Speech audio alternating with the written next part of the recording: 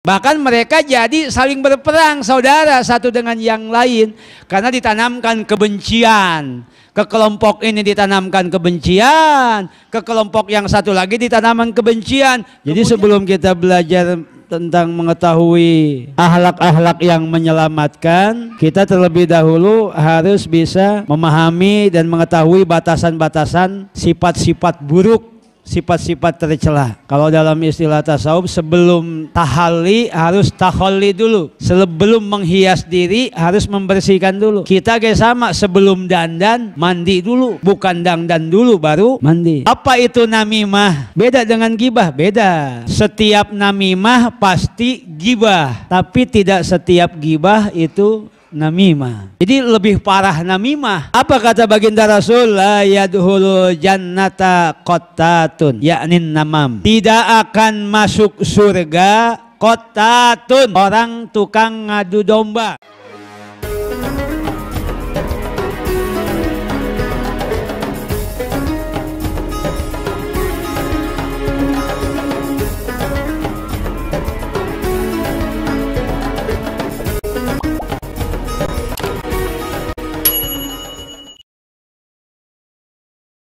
Wa ammal ahoru, adapun yang kedua, kenapa ini disiksa ahli kubur? Pakana yamsi bin namimah. Yang kedua ini kata Nabi, yang di alam kuburnya sedang disiksa karena di dunia kerjaannya dia namimah. Orangnya tukang keliling ke sono kemari, tukang ngomongin orang, tukang ngadu dom, tukang ngomporin. Suma hoja bijari datin. Suma hoja jari datan, kemudian Nabi mengambil batang kayu rotobatan yang masih basah, pasakoha nispain, kemudian memotongnya Nabi menjadi dua bagian. Wa gharaza fi kulli qabrin, kemudian Nabi menancapkan di setiap kuburannya itu satu potong.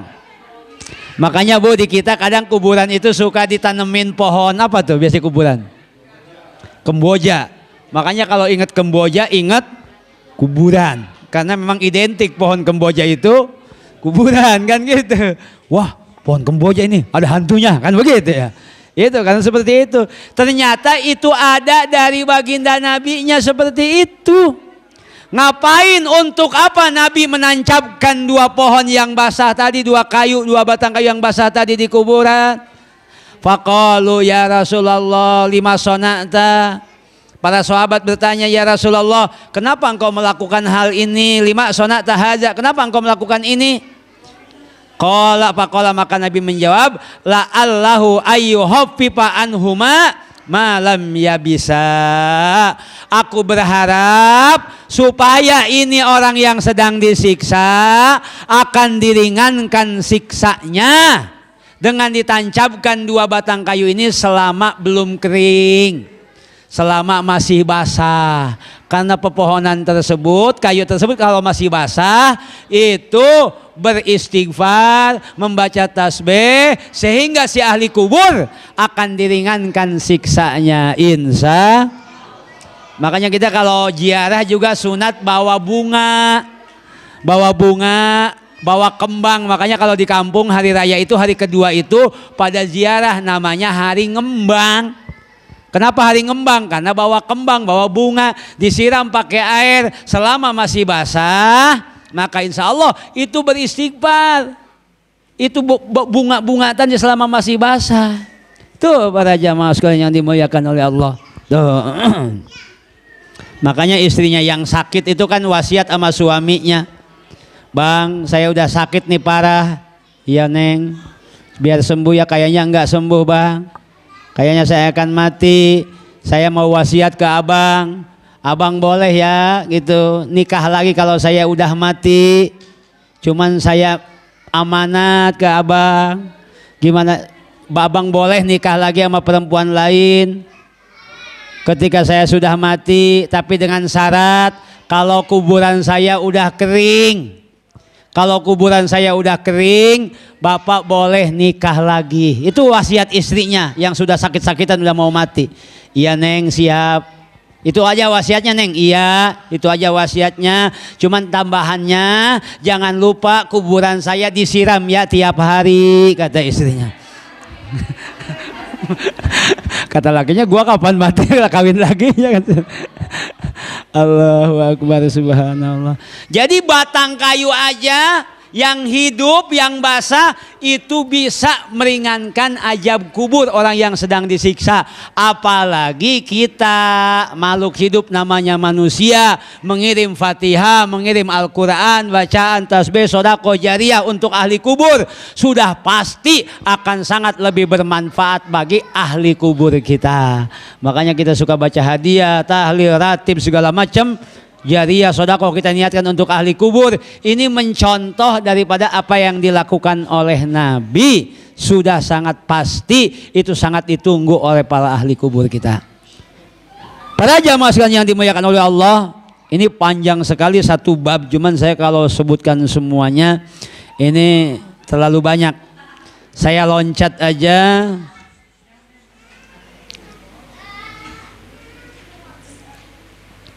Nggak bisa loncat juga, ini juga sama sih ya.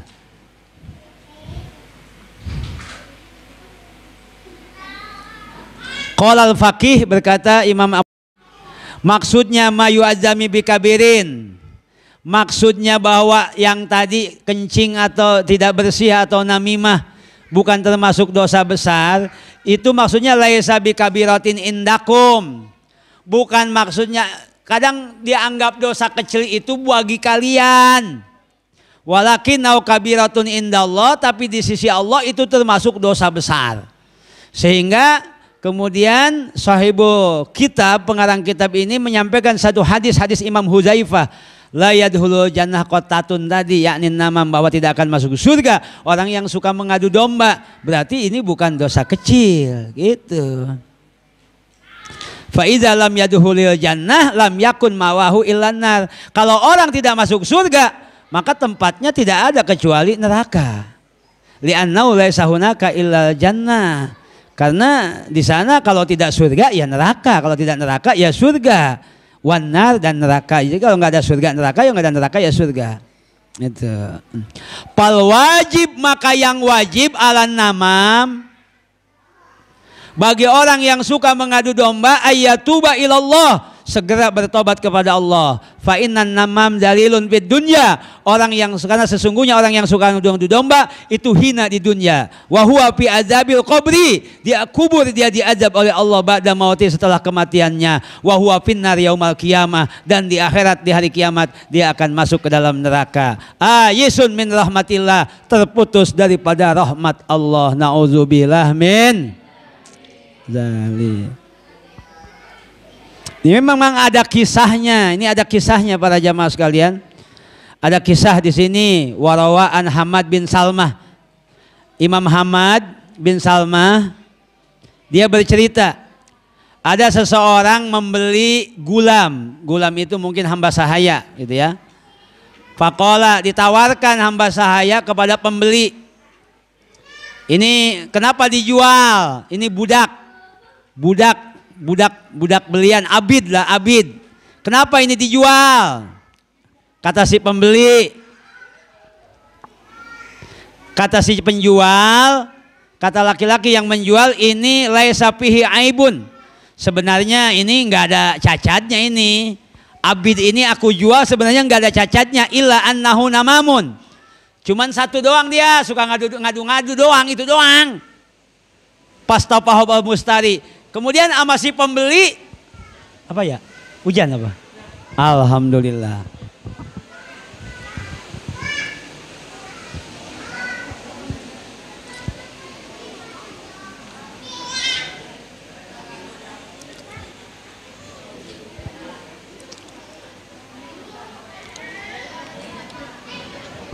Kemudian kata si pembeli, pastahopahul mustari, si pembeli menganggap cacat ini mak dianggap cetek lah. Kalau kita beli mobil nih, kita nanya ini apa kurangnya, lebihnya ini mobil, kelebihannya apa ini kendaraan. Ini masih normal, mobil ini masih normal. Cuman kadang Kalau kalau apa namanya, kalau kepanasan terlalu panas, remnya agak blong dikit. Itu umpamanya kata si pembeli, oh gampang atuh itu mah, cuman rem atau dikit ya, nggak apa-apa. Jadi tetap harganya tetap mahal karena dianggap sama si pembeli itu kecil lah, tinggal ganti kampas aja kan seperti itu. Padahal masalahnya bisa jadi bukan kampasnya, entah minyaknya, entah apanya kan seperti itu. Ternyata ketika dibawa mobilnya di tol, blong. Apa yang terjadi? Yang dianggap enteng, masalahnya ternyata fatal. Dia bisa jadi tabrakan beruntun gara-gara menganggap enteng itu masalah. Ini juga seperti itu. Ini apa kekurangannya budak ini, Abid ini? Oh nggak ada, normal, bagus. Kerjanya bagus, disuruh kagak pernah lelet, bangun kagak pernah kesiangan. Pokoknya nggak pernah ngelawan, nurut. Cuman memang mulutnya doang suka kadang ngomong kagak benar, itu doang. Wah udah nggak apa-apa, biarin lah, ngomong sama siapa dia kan begitu. Dibelilah sama orang tadi. Dalam kondisi kekurangannya seperti itu. Ketika sudah tinggal bersama pamakasal gulamu indahu ayyaman, tinggal bersama juragannya, tuannya beberapa hari, mulai dia beraksi penyakitnya nih. Sumakola lizauzati maulahu, mulai ngomong nih budaknya sama siapa? Sama istri juragannya. Mulai deh ngadu domba nih. Lizauzati maulahu.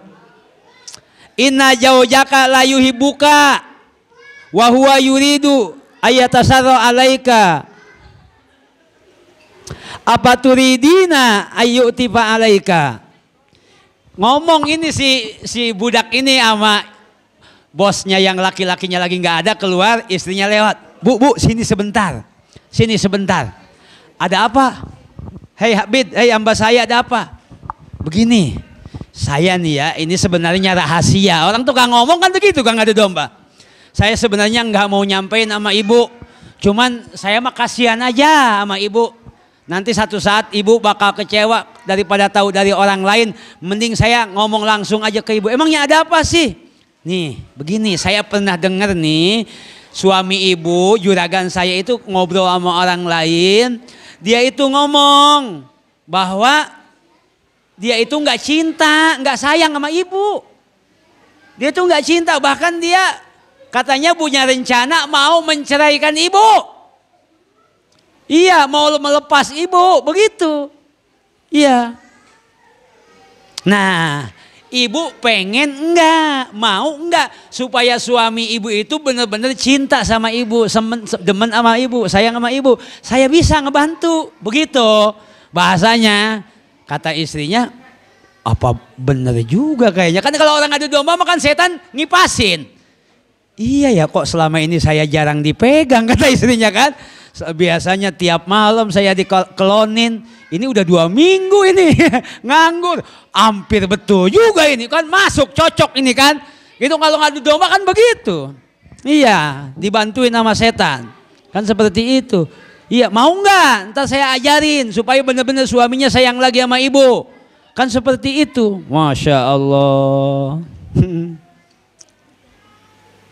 Qalat na'am, kata juragan perempuannya, iya deh. Aku mau, aku siap. Qala la huzi Musa wahliki wa ahliki sa'aratin min batini lihyataihi idza nama sumaja ila zaud. Di terjemahnya apa tuh Pak Abdurrahman tuh? Saya belum baca terjemahnya, enggak ada terjemahnya.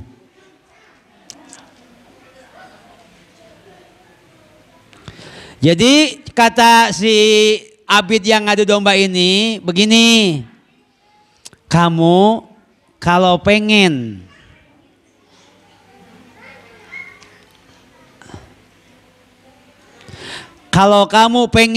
apa namanya suamimu sayang lagi sama kamu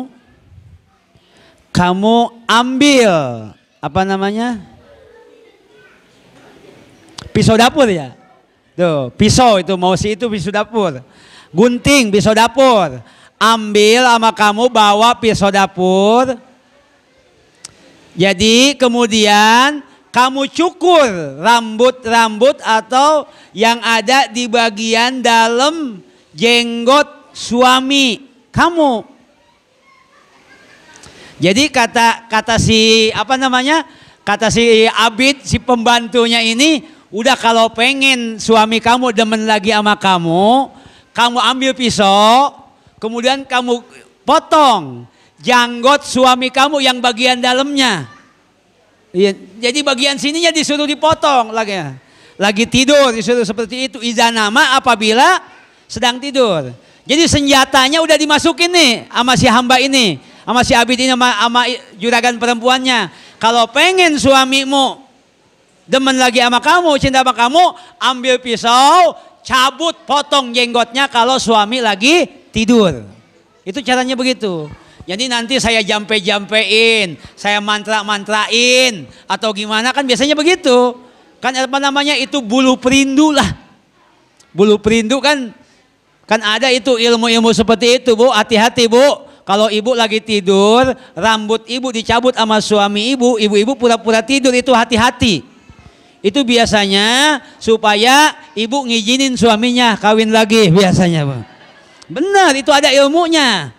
Cuman dari Gandaria belum ada yang minta ke saya gitu. Karena saya aja belum bisa memberi contoh gitu. Itu ada begitu, Bu, ada. Diambil rambutnya, dikasih ke mbah dukun, kan begitu. Kan jadi sayang kan begitu. Ini udah termakan, udah terhasut si istri. Udah kemakan omongan si hamba ini, si Abid ini. Setelah dia memberikan hasutan kepada juragan perempuannya, ganti dia pindah menghasut juragan yang lakinya. Dia datangi tuh suaminya, juragannya. Dia ngomong begini, waqala innam ra'ataka tahodanat. Sesungguhnya istri kamu, tuan, juragan perempuan itu ternyata itu dia pembohong, dia penipu, dia itu pengkhianat. Dia itu sudah punya pacar baru, punya pria idaman lain. Wahia qatilatuka, bahkan dia bermaksud mau membunuhmu.